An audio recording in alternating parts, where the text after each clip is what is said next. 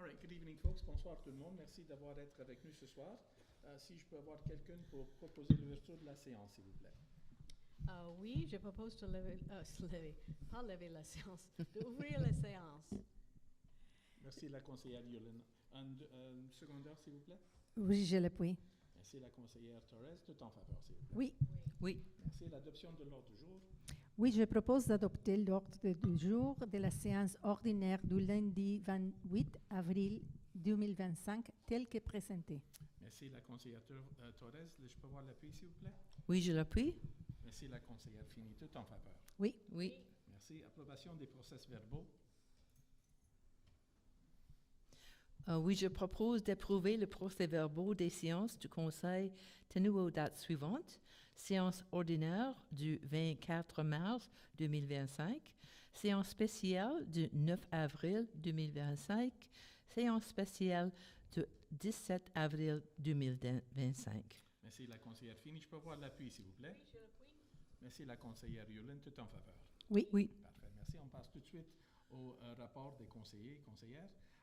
On va commencer avec la siège numéro 2, starting Council's reports with seat number 2. Councilor Elizabeth Yulin reporting on matters pertaining to public works, communications, and the environment.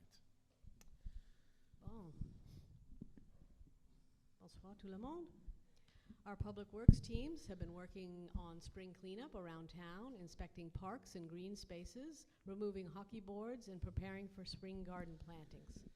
Tree maintenance has also begun this month, and our street tree planting program and tree giveaway project are both underway. The Environment Department is now also recruiting students for the Green Patrol program to work on some of the town's sustainability projects. On a more challenging note, we had 6 major water breaks this month, with a few additional smaller ones pending repairs. In fact, we've already had more water breaks in 2025 than in all of 2024. We suspect this is because Montreal has closed the 14-inch water entrance on Broughton for their large waterwork project just over the border in NGG. This leaves the center and south parts of town to be fed only by the water entrance up on Northview. This causes disruptions in the normal balance of our water network, such as the direction flow, the velocity, and even slight pressure changes. This has likely contributed to the sharp increase in water breaks. Our Assistant Director of Public Works told me that this often happened while he was working in Westmount, when Montreal would be doing water work around the Atwater facility, and it would cause a domino effect, spilling over, so to speak, the entire Westmount water network. So now I should note, though, that these breaks may well have occurred down the road at some point anyway. But the work in Montreal almost certainly triggered them to happen earlier. So I'm sure you've all experienced all the water breaks recently in the center of town, and that's almost certainly what has caused them. Getting back to regular affairs, the crews will start road work and sideway repairs in May, and we have a contractor coming in to clean all the town catch basins next month too. The street sweeper is out around town, and we've been fortunate that the rain has already cleared away much of the debris, so thank goodness for a little bit of rain. The Environmental Action Committee, the EAC, has also been busy this month with its annual rewilding event focusing on indigenous plants. It was held to a full capacity crowd yesterday at the town hall, and coming up on May 31st will be the town-wide garage sale band fest. New this year, we'll be adding all participating lemonade stands to the interactive map and encouraging sellers to donate a portion of their proceeds to an environmental organization. Check out the website on how you can participate. And we also, I should mention, we also often host a huge clothing swap in the spring. I've actually gotten calls and emails about when that's going to be happening, and we haven't forgotten about it, but this year the event will be held Sunday, October 5th at the Town Hall, because we'll have more volunteers at that time to help organize the very popular event, and we need a lot of hands to help with that. Au cours du dernier mois, le service de communication a collaboré avec le service de loisirs pour la promotion d'événements spéciaux et travaillé à informer les résidents des travaux à venir dans le secteur. En collaboration avec le service d'environnement, elle a travaillé à l'annonce de la distribution annuelle des arbres à $20, à l'élaboration des nouveaux outils de communication ainsi que la promotion de l'activité printemps. So that's it for me. I'd be very pleased to answer any questions you have at question period. Thank you. Thank you very much, Councillor Yulin. I'm reporting for matters pertaining to finance, recreation, and topics related to the status of an age-friendly municipality.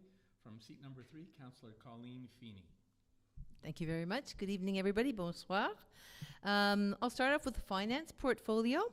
And the second installment of the property tax is due May 21st. We recommend that you use electronic payment option online for that. Le deuxième versement de la taxe foncière doit être effectué le 21 mai. Nous vous recommandons d'utiliser l'option de paiement électronique en ligne, s'il vous plaît. The financial statements are being worked on and they're actually being finalized. The results will either be presented at the May or the June meeting. And also later in this meeting, you will hear disbursements. That will be a resolution regarding the disbursements that will be passed for this past month. This past month, the disbursements of the town amounted to $3,578,796. To give you an idea where your tax money went this month, of that amount, $2.7 million went to the new recreation center, most of it for the construction company, but a little bit also for the architect and also consultants. We spent about $172,000 on a couple of new trucks for the public works, and they were covered by our working funds, so no new debt had to be taken out for that. Of course, a large portion of this is always for our deductions at source and utilities, and that amounted to about $250,000.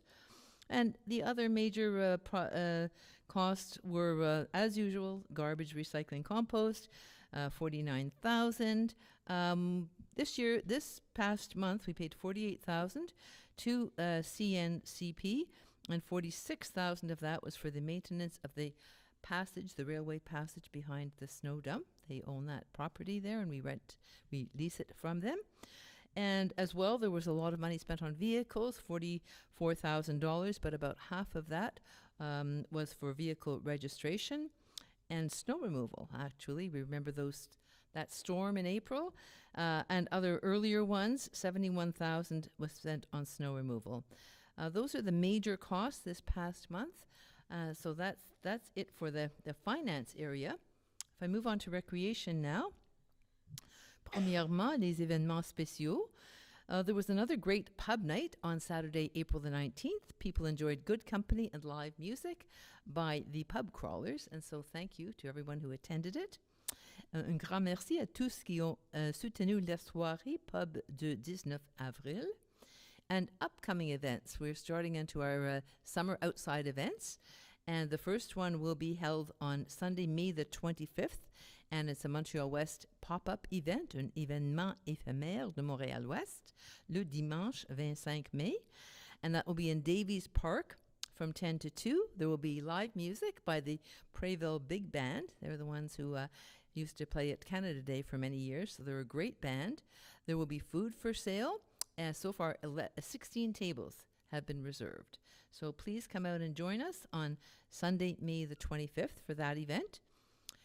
Upcoming courses in the community center. We're doing pretty good at keeping up with all these Red Cross courses. We have another one being offered on Saturday, May the 24th, and that's an emergency first aid and CPR course. As well, there will be a bike workshop on May 2nd, and specially designed for teens, a finance and CV workshop on May the 16th. There will also be a parents' night out on Friday, May the 9th from 5 to 9 p.m., and your kids are served pizza, movie, fun, kids only. Okay. Le mois d'avril étant le mois du bénévolat, nous tenons à remercier chaleureusement tous nos bénévoles. C'est votre engagement et votre soutien qui font de Montréal-Ouest une communauté si formidable. thank you to all our volunteers. It's volunteer month this month, and so I want to say a big thank you to all of you out there who are volunteering on committees, in events, all kinds of things through the town. It is your commitment and support which makes Montreal-West such a great community. On to the pool. As I had mentioned last month, we are expecting to have our pool programs out of the Côte Saint-Luc Aquatic Centre again this summer, and that includes the swim team competing in Section B after winning Section C last year, a master's program, aquafit, diving, and lifeguarding courses. And I can remind people that lifeguarding courses again this year are free of charge, courtesy of a grant from the Ministry of Education. So we're offering really a full program of our pool activities at Côte Saint-Luc. Summer registration is also available on Amelia for camp, summer community center half-day programs, tennis camp, and summer fitness programs. And information on all those events and updates have been added to the website, posted on Facebook, in the Informer, and residents can reserve activities on Amelia. Les inscriptions pour l'été sont disponibles pour le camp, les programmes d'été du centre communautaire, le camp de tennis et la piscine. Les informations sur tous les événements et les mises à jour ont été ajoutées au site web, affichées sur Facebook et dans The Informer. And finally, on the seniors portfolio, there's a couple of events coming up. One of them is a Cinco de May lunch on May the 5th, where we will have our new Spanish teacher there. There will be an active walking group on Tuesday, May 6th, and this time they're going downtown to Le Quartier des Spectacles. Please call to reserve that. So in the nice months, there's outdoor walks, but so we're getting back into our outdoor walks now. So we'll be downtown at Le Quartier des Spectacles. Please see the website or call the community center for all this information. I just want to tell you one more thing. Oh, yes, the Seniors Advisory Committee is happy to be organizing our third Caring Neighborhood Day on Saturday, May the 10th from 9 to 1. Student volunteers from Loyola High School, along with a few residents, will be dispatched all around the town in order to help our older and disabled neighbors who may need help with some of their outdoor chores, such as raking, bagging of leaves, weeding, gardening, etc. It was very popular, and it's proven very popular this time. In fact, I think we have a full quota of houses to work on already. So, and finally, on April the 12th, we had a senior consultation and lecture with Dr. Serge Gauthier. It was also a full house here. It was a great success. I want to thank everybody who participated, and there'll be a full report of that in the upcoming Informer in June. So thank you very much. Si vous avez des questions, s'il vous plaît, n'hésitez à me les poser un peu plus tard. Merci beaucoup. Thank you very much, Councillor Feeney. Reporting from seat number 4 on matters pertaining to urban planning, Councillor Maria Torres. Good evening. Bonsoir à tous. During the last month, the Urban Planning Department issued 34 permits, most of them for property renovations. 2 notices were sent to residents, one for work without a permit and one for occupation and maintenance of the building. During the above-mentioned period, the Planning Advisory Committee, PAC, met twice and reviewed a total of 7 files. The next PAC meeting will be held on May 7th and on the 21st. Au cours du dernier mois, le service d'urbanisme a délivré 34 permis, la plupart pour des rénovations immobilières. 2 avis ont été envoyés aux résidents, un pour travaux sans permis et un pour occupation et entretien du bâtiment. Au cours de la période submentionnée, le comité consultatif d'urbanisme s'est réuni 2 fois et a examiné un total de 7 dossiers. Les prochaines réunions de CCU auront lieu le 7 et le 21 mai. There is usually a question, or a question have come up a few times in council about short-term rentals. So today I want to share a new story with you all. And with it, I want to remind you that short-term rentals are not permitted in any shape or form in Montreal-West. In March, CBC News posted an article online about Ilvisar residents who listed their properties for short-term rentals for an event happening close by. The article said that homeowners who posted the properties for rent were surprised to receive hefty fines of $3,750 per person. So in a household, the husband got fined $3,750 and the wife the same amount. From the Ministère du Revenu du Québec, the fines were assessed simply for listing their properties, even if they did not succeed in renting them out. Furthermore, the spokesperson for Revenue Quebec said that fines violating the Tourist Accommodation Act dealing with the short-term rentals clause range anywhere from $500 to $50,000, even if the lodging is not rented out.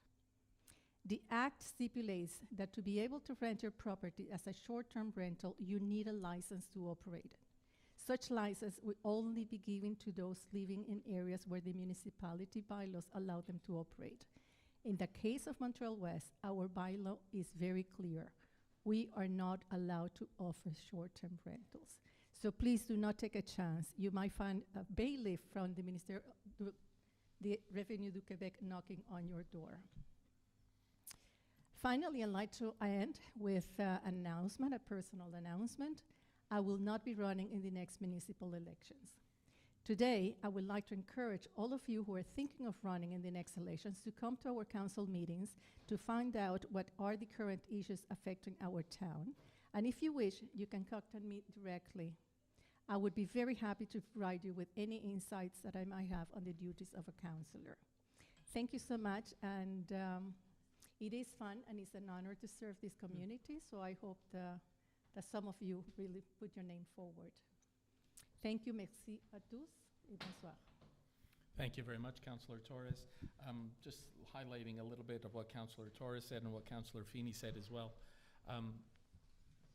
Working on council is borderline volunteer work, so we'll leave it at that. If there are people that are interested, keep it in mind you're doing it. You're not doing it for, there's no glory. You're not doing it for huge income or anything like that. It's really doing it to serve your community.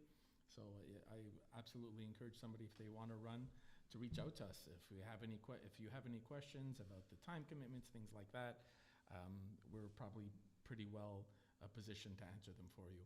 And then to follow up again on what Councillor Feeney was mentioning about volunteering, this town is built on volunteering. One day, 100 years from now, when I'm no longer sitting in this chair, you can be sure I'll still be volunteering as well, just because there's a lot of self-satisfaction of it, whether it's serving meals to the seniors, whether it's doling out scrambled eggs at the Christmas, the Santa's breakfast, things like that. There's a lot of satisfaction that comes with volunteering. Or playing Santa, yeah, or playing Santa for the dogs. There's a lot of satisfaction that comes for that. So if ever you want to volunteer, there's plenty of places where you can volunteer in the town right now, and our existing events and things like that. And you may have ideas for other events that may require volunteers. There's a lot of satisfaction that comes from it. So please don't underestimate that. And I encourage everybody to give it a whirl. So that's it. Enough of a sermon. We're going to move on now to question period. So at the beginning, the first question period, we'll answer questions from the floor for a maximum of 25 minutes. Two questions per person, short preamble, first question, follow-up question if you want. Question period, not a debate period. After questions from the floor, we'll answer questions from residents that residents have submitted online until 2 p.m. today on any topic. Same rules apply, 25 minutes total, 2 questions per person maximum. Second question period, we will take questions pertaining only to the agenda submitted via our website during the meeting. We will limit that one to 10 minutes from the floor and 10 minutes online. And I see there's some people that submitted questions online, and I see that they're in the hall tonight. So if you come up to the microphone and ask your question in person, I won't read it online, that they were submitted online. It's your choice, okay? So if you have any questions, please step up to the microphone. You'll state your name and your address for the records, and then we'll go from there. Go ahead, Mrs. Faludi. Yeah, go ahead, Mrs. Faludi. You're the first one up. Go ahead. Okay. My name is Kathy Faludi. I'm on 16 Garden Road. I have 3 very short questions, but it's up to you if you want to let me And we all want to get to the election, I but there's not a lot of understand. people in the room I tonight, understand. so But we having may heard break the rules Councillor tonight. Torres saying that she's not going to run again, I just want to address her personally and thank her for her service, because I've had lots of dealings with her and have enjoyed her contacts and her helpfulness tremendously. Thank So, I thank you. Okay, these will be very quick, I promise. Some time ago, maybe a couple of years ago, I think you tabled a bylaw addressing outdoor surveillance about cameras, Oh, yes. cameras on other people's properties Right. other than, what happened to it? If I remember correctly, I remember sitting, actually, I remember having a yeah. public consultation here, Yeah. and there were people that were asking whether or not we were outlawing the cameras. And what, if I remember correctly, the final format, Mrs. Faludi, was that your camera can't be pointing at somebody else's property. Yeah. You can have a ring camera that points out onto the street. You can't have a camera that's pointing to your neighbor's window. But is it a bylaw? It has, if I remember Okay, correctly, could that was somebody passed, yes. Yeah. reference it for me, then send me an email and let me Sure, know where sure, I could we'll find dig it? it up. Claude, can Okay. you take care of that, sending that to Mrs. Faludi, please?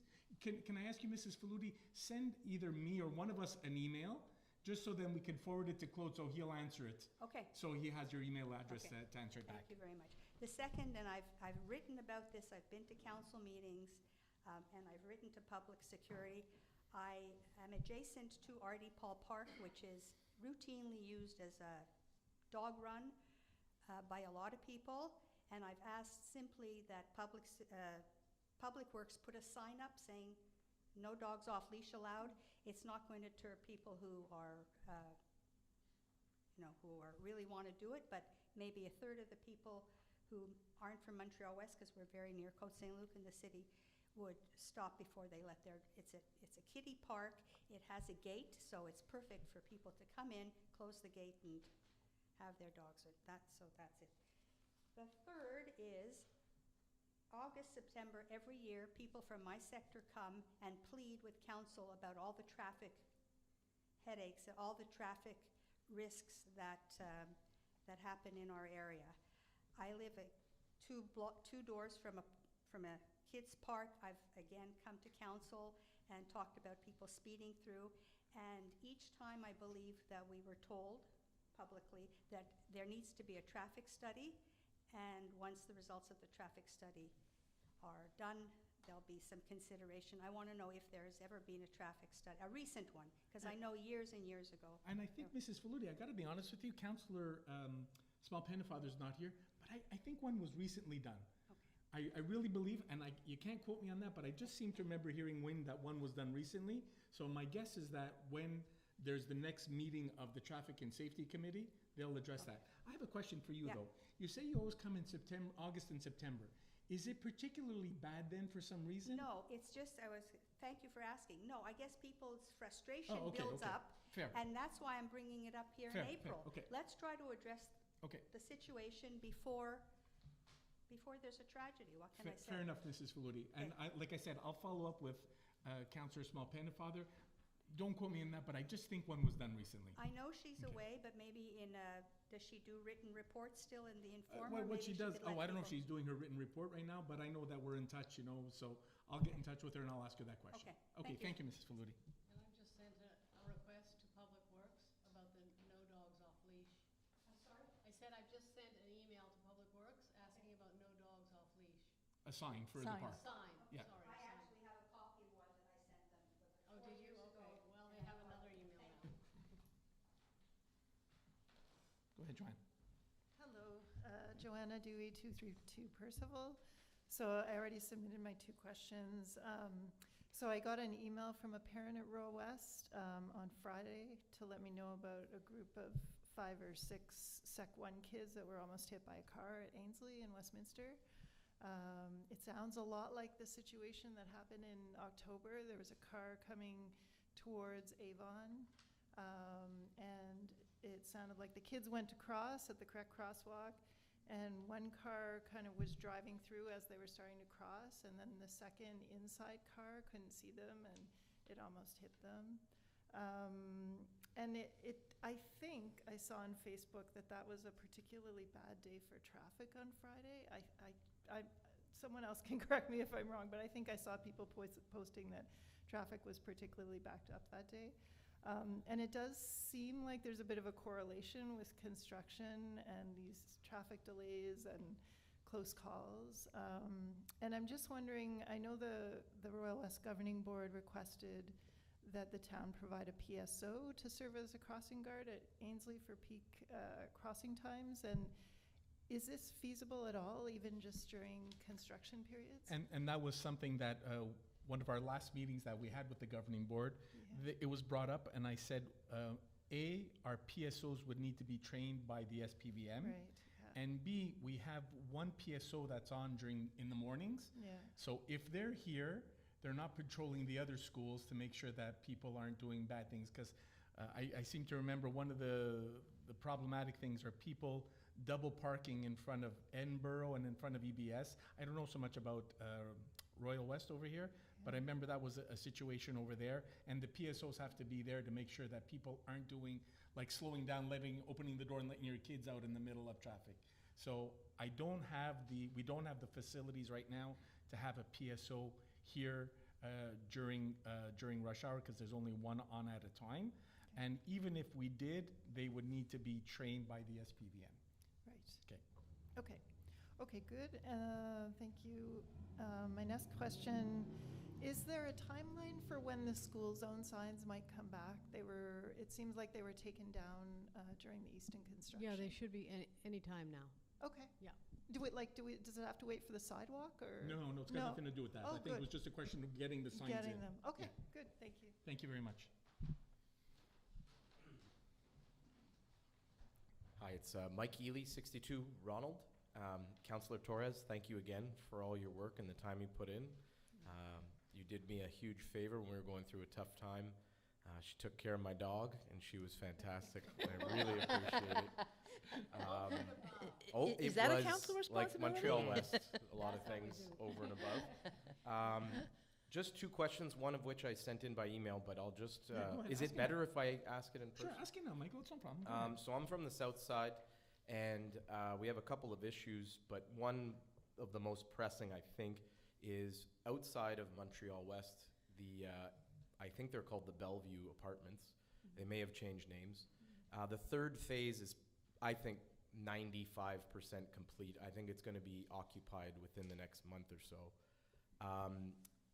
They have to use Montreal-West streets to get to their apartments.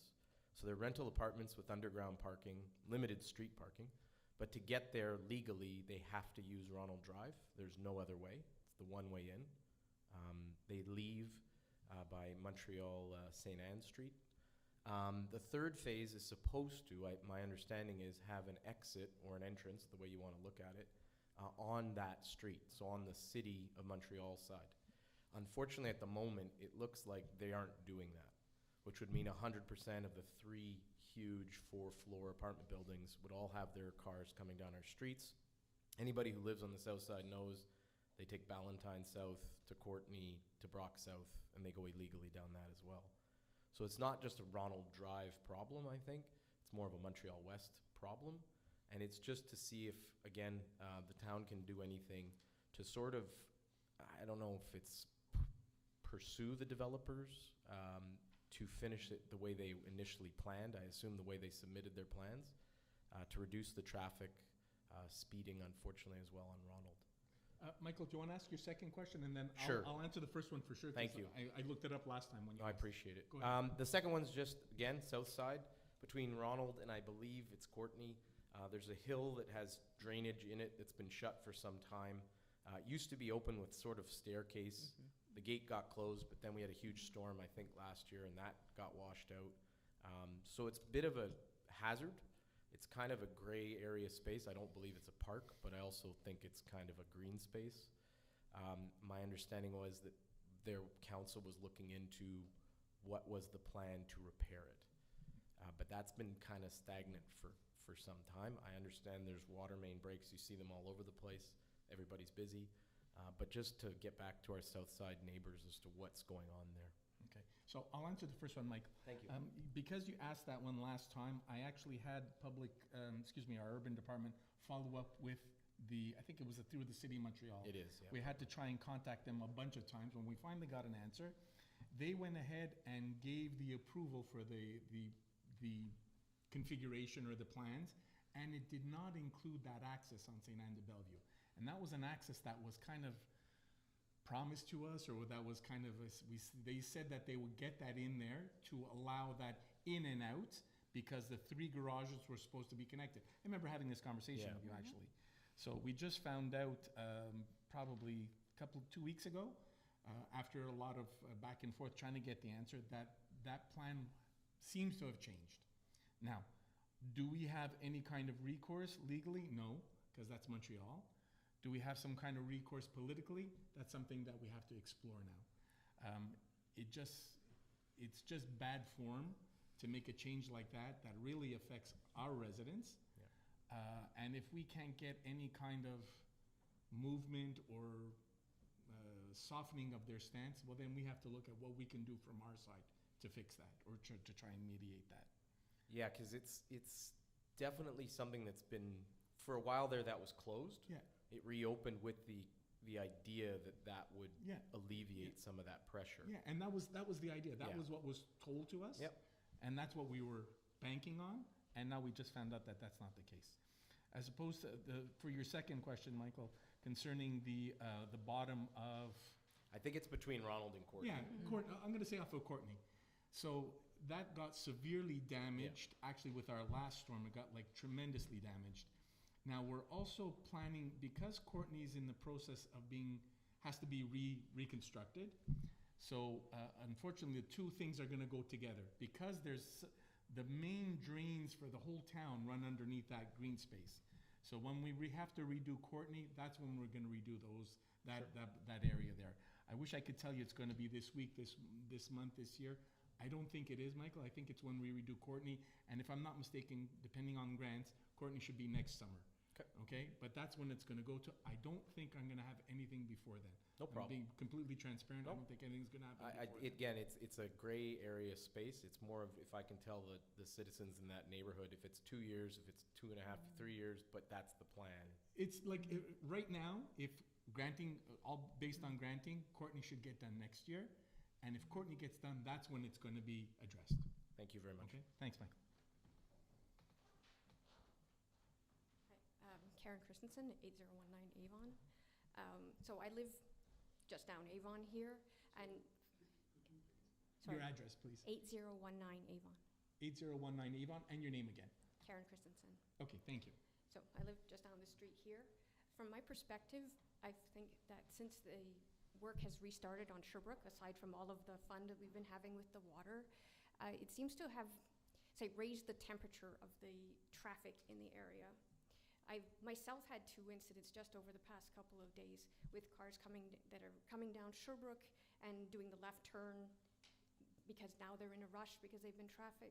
And just this morning, cars speeding up Brock because they want to avoid the light because now they've been stuck in traffic. If please, just do me a favor. Just remind me, are you talking about between Sherbrooke going north or from Sherbrooke going south? So on the thing with the track was, I was going over the track going north Okay. and was caught by a car turning south and got stuck on the track Okay, because then they perfect. couldn't finish their turn. Okay, But thank it just you. seems like in general, people are being very impatient since the traffic, since the construction has started. And I think this is probably contributing to what Joanna was talking about with the children there. And I just want to know if the PSO or anybody can do something to patrol more or do something in these areas, because speeding up Brock, there's 14 children right on that street. And it's when they're already getting ready for school. It's the same thing that's affecting here. The signage on crossing Avon has helped for that. But still, the plan for the left turn, banning the left turn, when is that going to happen? So that's And the other mitigation things that have been discussed over and over again, Okay. when are they going to happen? So in terms of that left turn, because of that work, that kind of left turn is going to take into effect now. When that work starts in earnest, you shouldn't be able to make that left turn from Sherbrooke coming onto Westminster Right, South. there's one lane. One lane alternating. should be going north. you know, you shouldn't be able to come south on that. And that's what our plan is. That's one of our plans is When to, will that happen? we're in the middle now. We just finalized our look at what the traffic engineers came with.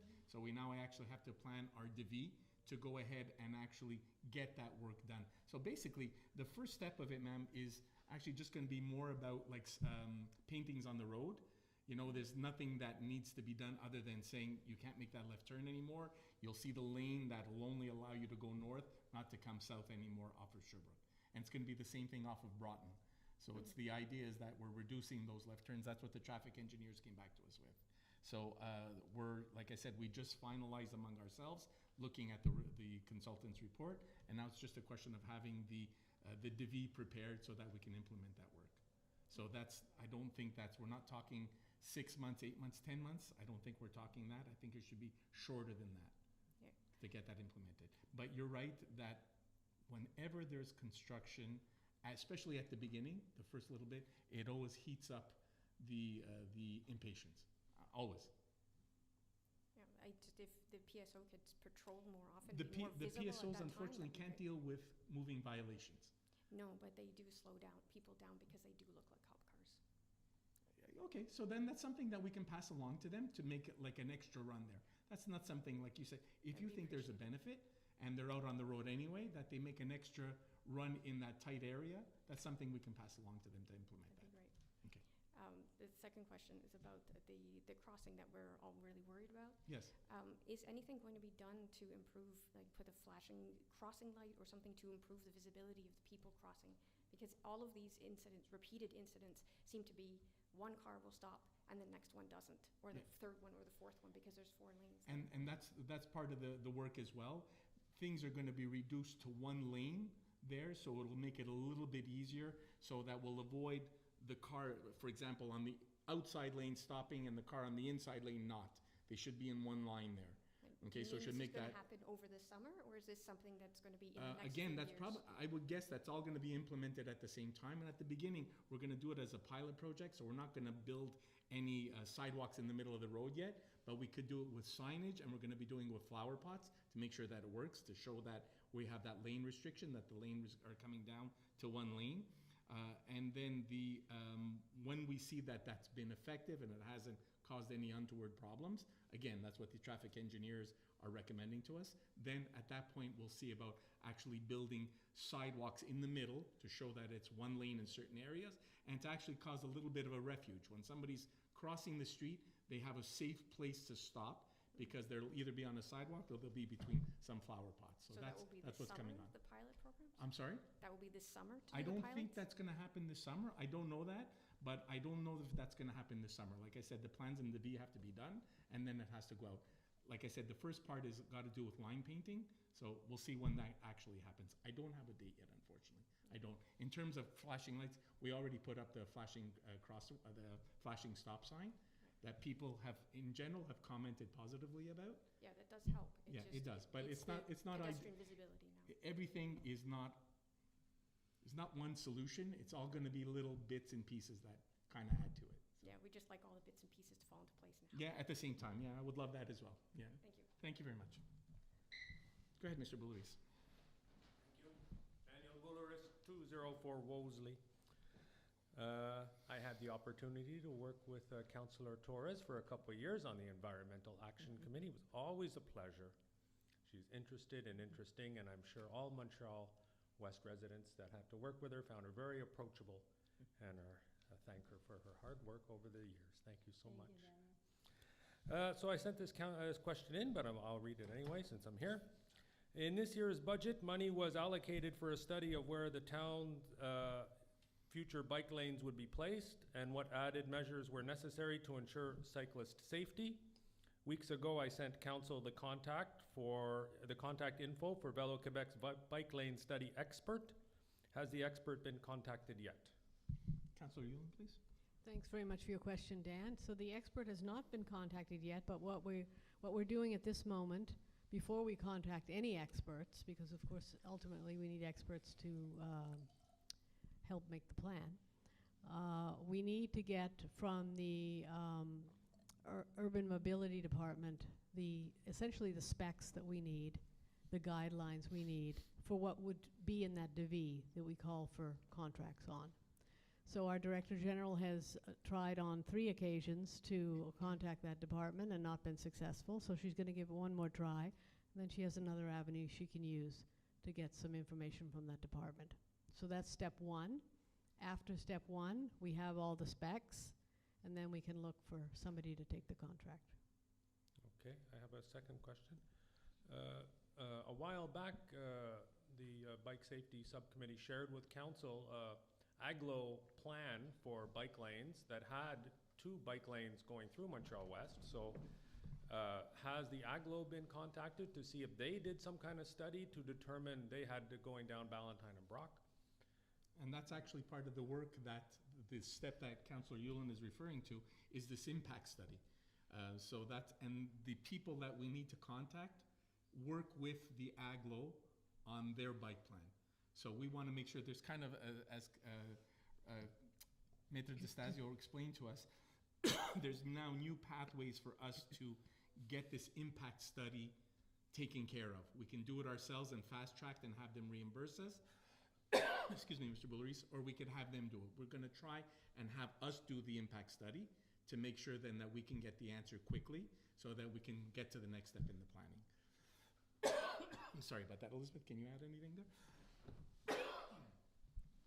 Yeah, so the question is, has aglo been contacted? Aglo is like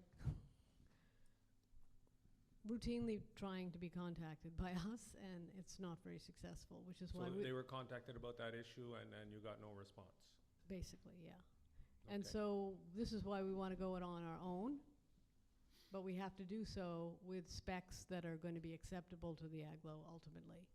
So this, we want to do it, we want to check all the boxes so that when we do get an expert in, they'll come up with a plan that makes sense not only to us, but also to the aglo. So it's moving ahead, I can say that, which is all we can hope for at this point. Thank you. Thank you. Thank you, sir. So I'll go now to questions that were submitted online. First question from Tony Chamberlaino, 131 Ballantyne South. Please provide an update of the opening of the new community center. The last I read was a March opening. Councillor Feeney, please. Yes, thank you very much for your question, Mr. Chamberlaino.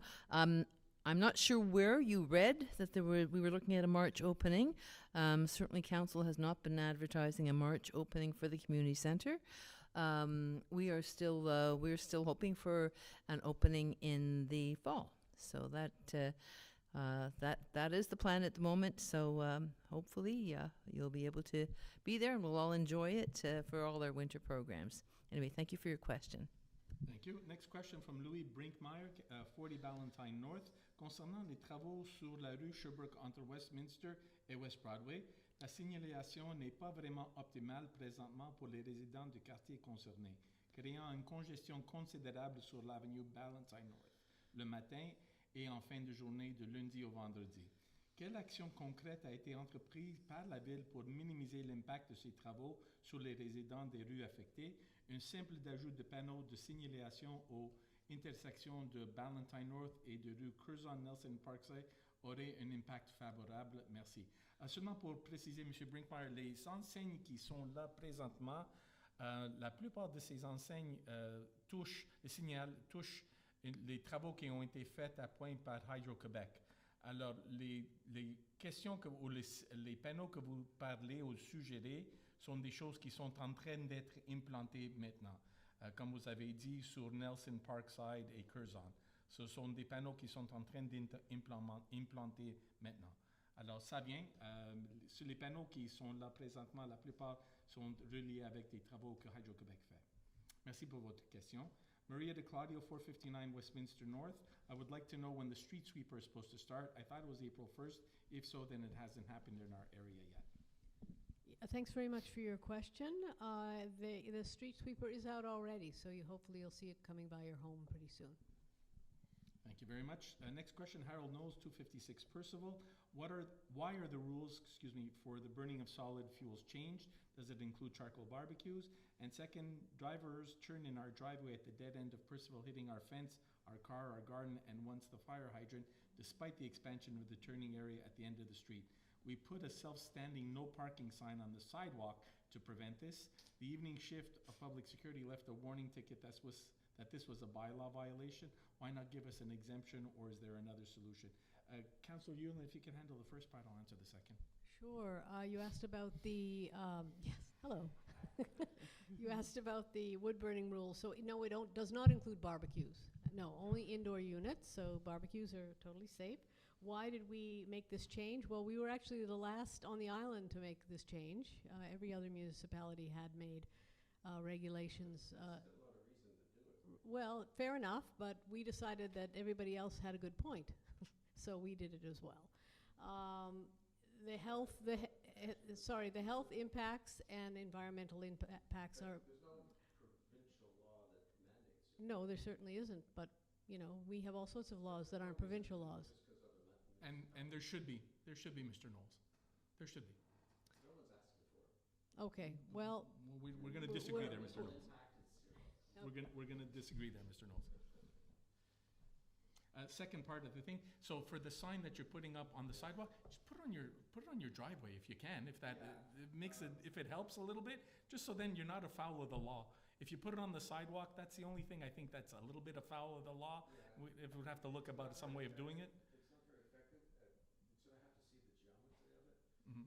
But if I just put it behind my car and it's still on mine, On your property shouldn't be an issue. okay, that's still legal? 'Cause I think he was thinking that I'm trying to impersonate a no parking sign of the town. There's no marking on the actual sign. It's just a Like I said, I think, sign that says no parking. I The think- only reason we put it there, the parking is usually not terrible, is because when they turn around there, yeah, they'll hit the fence. Yeah. So I've had to put out the and I just don't understand. fire hydrant. Like you said, we made that turn easier down at the end. I don't know why people don't just go to the Yeah. end of the street to Yeah. turn around. And it's worse, whenever there's construction of EBS, these massive trucks are always trying to turn around in the EBS parking lot, Mhm. the back of the school. And, well, they were even parking in the field there, okay, they had to put their car somewhere. One of them actually hit the fire hydrant, I can't believe it didn't damage it. But you just put that simple sign there, and it has to be out on the sidewalk, otherwise it's not effective. And many times it gets hit, but at least if it gets hit, then it means they don't continue. And hit your turn car or around whatever, and yeah, Smash into yeah. my car, my Yeah. fence, or my garden. So just, if you can, if for whatever it's worth, try pull it back onto your part of the property, and we'll see if that doesn't do the job. But can you give me an exemption to put it on the sidewalk? No, we're not gonna give you an exemption like that, Mr. Knowles. But like I said, put it there, and like I said, the word will get to public security that, you know what, Well, this is, I talked this to is a temporary. daytime one, and he says, look, I've seen it for years that you've been putting it there, I have no issue with it, but the evening, The word, person was doing it by hopefully, the book. Okay, if it's a bylaw. it's a bylaw that you can't have it out there. Yeah, Yeah. I'm not asking, Yeah, but if you can, like I said, pull it back onto your part, even in the evening, if you're doing that in the evening, already there should be less problematic for you. Okay, if you leave it out during the day, when there's the day team, and they're not, not applying that rule as tight, and at night you pull it back so that's on your property, that could be a solution around it. legally allowed to put in, let's say, an orange cone on the sidewalk behind your driveway. You cannot put things on our sidewalk. You cannot put things on our sidewalk. That's what the bylaw says, you can't put things on our sidewalk. Even if people repeatedly turn in your driveway. You cannot put things on our Damage sidewalk. your Yeah. property. Yeah. Well, that sucks. Yeah, it does, Mr. Knowles. I'm not telling you otherwise. I wish there was a better solution. I wish there was a way I could tell people to not do that, but people are doing that. Put it like on your driveway, put it inside on your property, should be less problematic. I'm sorry about that. Next question from Kevin, and I apologize if I don't pronounce your name, Duik, at 123 Westminster North. Over the past 2 years, I've submitted two requests to the town clerk and never received a single response. Is there a town clerk in place, or is he just not answering care of these citizens? And two, we are seeing more and more people wandering the streets at night or being in parks with and close to our children. Are there any measures being taken to ensure safety of our families? Mr. Duick, if you have particular situation where you reached out to the town clerk and you did not get an answer, send it to me and I will make sure that the town clerk gets it and answers it correctly. In terms of whether there are measures in place, we have a PSO on overnight. Specifically, that's one of the things they're doing besides harassing Mr. Knowles. One of the things they're doing is that they're ensuring that there's people, if they see things in the park, that they're informing the SPVM so that the SPVM can intercede. Thank you. Jennifer Melnick, 140 Valentine South. I really enjoyed the gardening workshop on Sunday. Thanks for arranging it. There have been several rewilding events put on by the city to encourage residents to naturalize their properties, which is amazing, but I don't see any of these recommendations being taken by the city itself. Why doesn't the city stop mowing and blowing, plant native wildflowers on boulevards or green areas? Example, the green strip along the tracks on Broughton or condensed stairs between Ballantyne and Norman. Would the city consider modernizing the look of the city hall plantings? What she was referring to as Montreal-West built-in flowers is dated. Councillor Yulin, please. So thanks very much for your question, Jennifer. I'm delighted that you enjoyed our rewilding workshop on Sunday. I thought it was also fantastic, and that you're thinking of rewilding your own property. We do have a section of the town. It was a pilot project that we rewilded. It wasn't actually rewilding, we just wilded it because it was a new a new strip of land. When they redid the new train station, they took away the sidewalk on Sherbrooke on the same side as the tracks. I don't know if you recall that. And they left a strip of what would have been just sod, would have been grass, and we asked that we could use that as a little pilot project to put wildflowers and other wild plants in.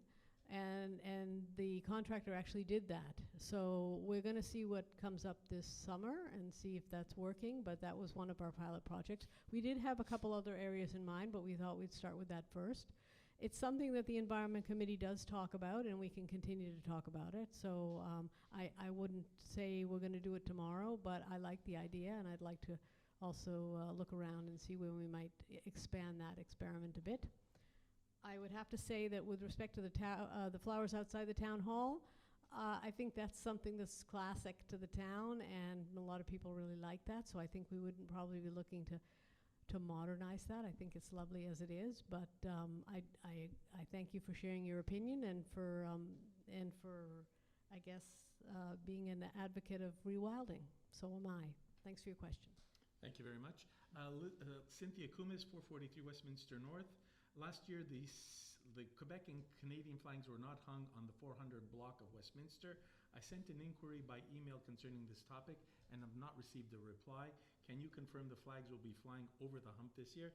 Just to address Ms. Kumis, I believe your question was addressed at our last council meeting or the council meeting before that, but I'll have Councillor Yulin repeat the question again, or repeat the answer again, please. So we will send that request to Public Works. Thanks very much for asking. Alexander Langevin, 29 Campbell. Like many others, our family is deeply concerned by the worsening state of our roads and sidewalks. Ainsley is full of dangerous potholes. Drivers swerve unpredictably near Royal West, putting children at risk. Crosswalks aren't even marked. Our daughter fell off her scooter on Brock North after hitting a hole on an unsafe sidewalk. Patchwork fixes aren't enough. Please don't say it's concrete and cannot be resurfaced.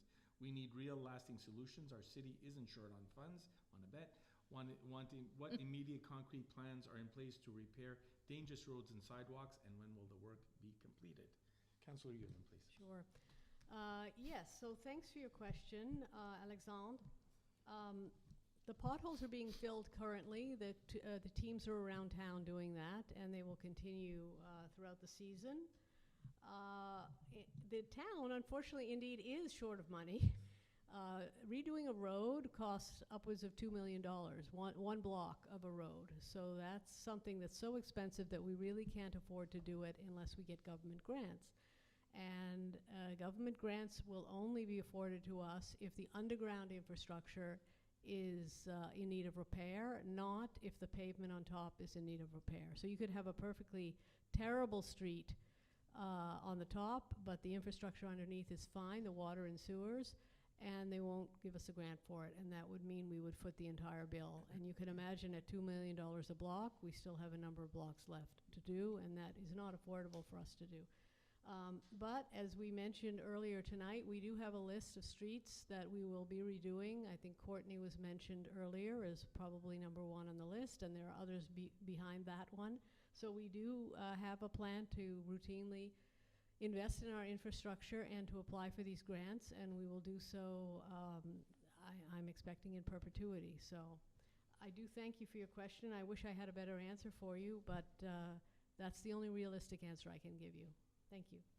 Thank you. Ian Robinson, 143 Ballantyne North. It's been reported, confirmed by Montreal's Mayor Plante, that in 2019, she gave up $800 million in federal funds owed to the metropolis in return for promises of future equivalent funding from Quebec. The provincial government in the last budget reneged on the deal. Question 1, were the borough mayors aware of this deal made in 2019, and if so, did you oppose such? Question 2, given the massive loss of funds affects citizens directly, are you and other borough mayors prepared to demand that the City of Montreal take legal action to recover these funds rightly due to us? Mr. Robinson, I gotta be honest with you, I'm not exactly sure what $800 million funds you're speaking of. There's not usually funds that go directly from the federal government to any of the municipalities. Here in Quebec, they all have to go through Quebec. That $800 million sounds like something that had been promised for the electrification of the fleets, of the transportation fleets, and that's something that the ASM, the suburban municipalities, always voted against, because we're not in favor. We're always of the opinion that they can give money to buy electric vehicles, but they weren't giving us any money for the garages needed and to operate them. So we were always against that kind of thing, but I don't know for a fact that that $800 million refers to that. So if you want to send me more information, I'll get you more details as much as possible. We've always been against any kind of Montreal, these extravagant expenses like this, and that's something that we've gone on record with. But if there's something else that I don't know or that I didn't understand from your question, please reach out to me and I'll try and get that answer for you. Next question, last question comes from Serge Buharovich, 319 Strathern North. The water main on Northview at the corner of Westminster is extremely unsightly and very dangerous. Elizabeth Ballantyne School is just 50 meters away and many children cross that corner on a daily basis. Please have the town hold the proprietor of that building accountable as soon as possible. When will this problem be attended to? Second question, the corner of Westminster and Northview should have an assigned brigadier for the children who come from Montreal-West and beyond to go to their school, EBS, in a safe and proper manner. Will this happen this year? Maria, if you can handle the first part, please, and I'll take the second. Thank you, Serge, for bringing this issue to our attention. I didn't know about it, but we just asked, and we were told that this is a water main on a private residence, and the owner of that property had it fixed in the last few days. So it should have been already done. That's what we were told.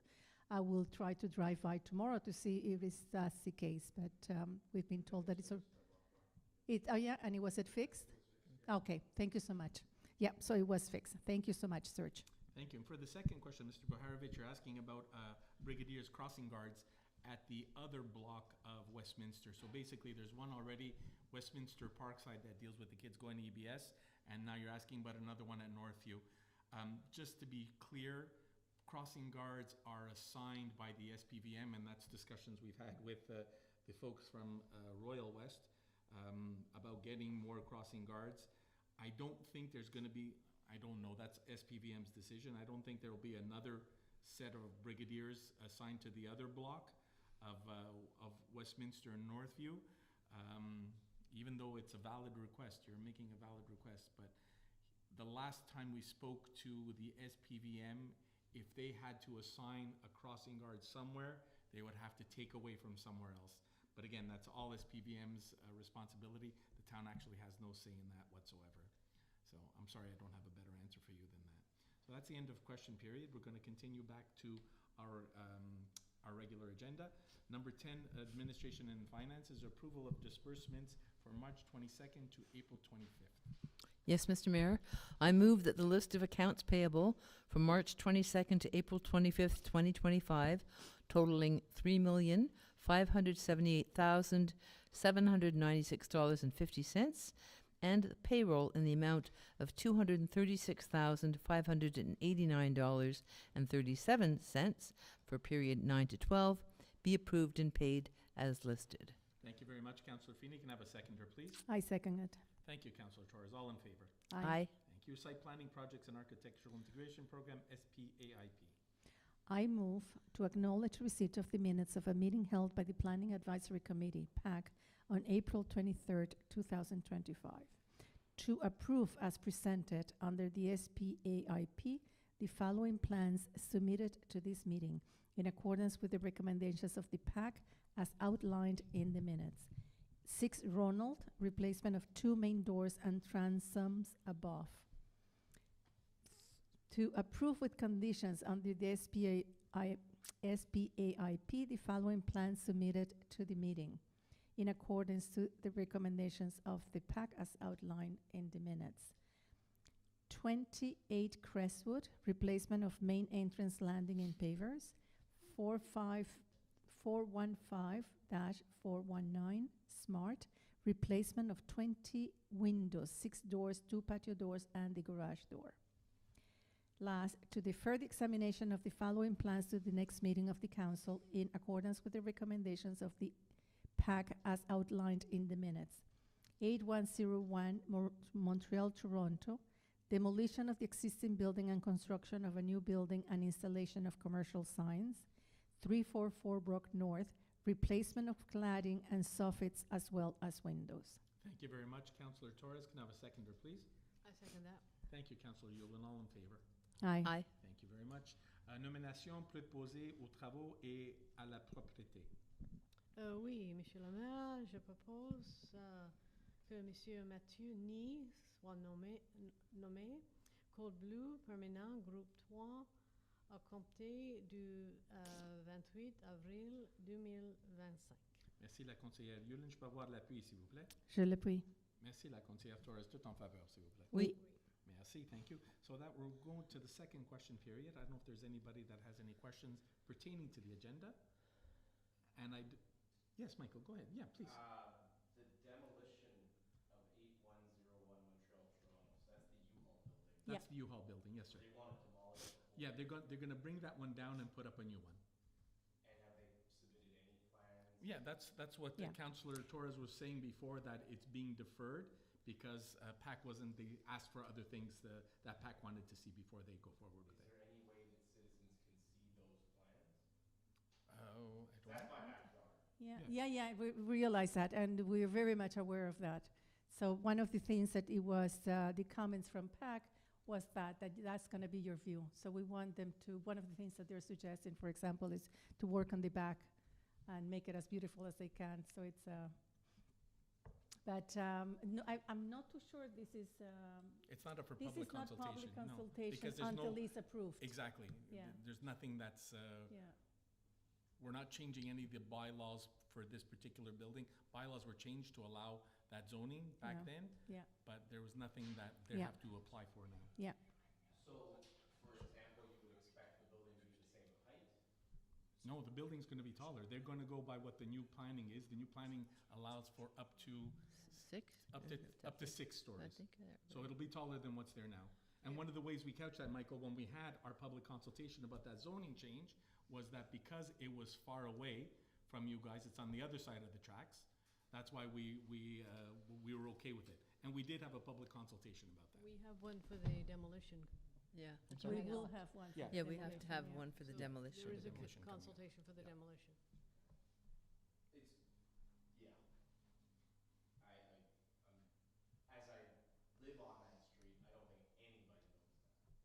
Well, I that's- understand that there was a public consultation. Yeah, it's been out there. And public consultations, when it's about bylaw changes like that, there's a couple of processes there. Right. Yeah. Like, for example, the sale of land, Yes, that land never went for sale. sure it did. It was actually, yeah, part of the land. Part of it they owned already. Right, but the There was- part that was sold, where was that put for sale? There was 2 parts in the front that the town owned Yes. that they were renting from us. Yes. They approached us to buy it. We sold it to them. That was But all it never very went public. up for sale publicly. Well, no, I don't think it ever went up to sale because it was like part of a street that they were already using, I that they were understand. renting that. It's just, like, I get that things are being done Right. I'm not arguing you are doing them the wrong way. Right. My point being that this is for a town of our size, this is a pretty decent change. That nobody who is literally adjacent to this has any clue that this is happening. Like I read about it in the Informer that the land was sold. So two things. A, I'm gonna argue you that it's not adjacent. It's across the railroad tracks from you. It's on an industrial street. And B, we communicated different ways, including the media, to let you know that this was going on. I respectfully think that the majority of Montreal West residents wouldn't even know that's Montreal West land. I didn't know that until I saw Public Works cutting grass once. I'm going, why are they cutting grass there? We owned it. Yeah, we own that whole, that when you come down that street, there's a chunk of, that one's called Montreal-Toronto Boulevard. Six floors, so that was consulted. Yeah, that was consulted. There was public consultations on that. Yeah. Je peux voir quelqu'un pour proposer la levée des séances, s'il vous plaît. Oui, je propose de lever la séance. Merci. L'appui, s'il vous plaît. Oui, je l'appuie. Tout en faveur, s'il vous plaît. Oui. Oui.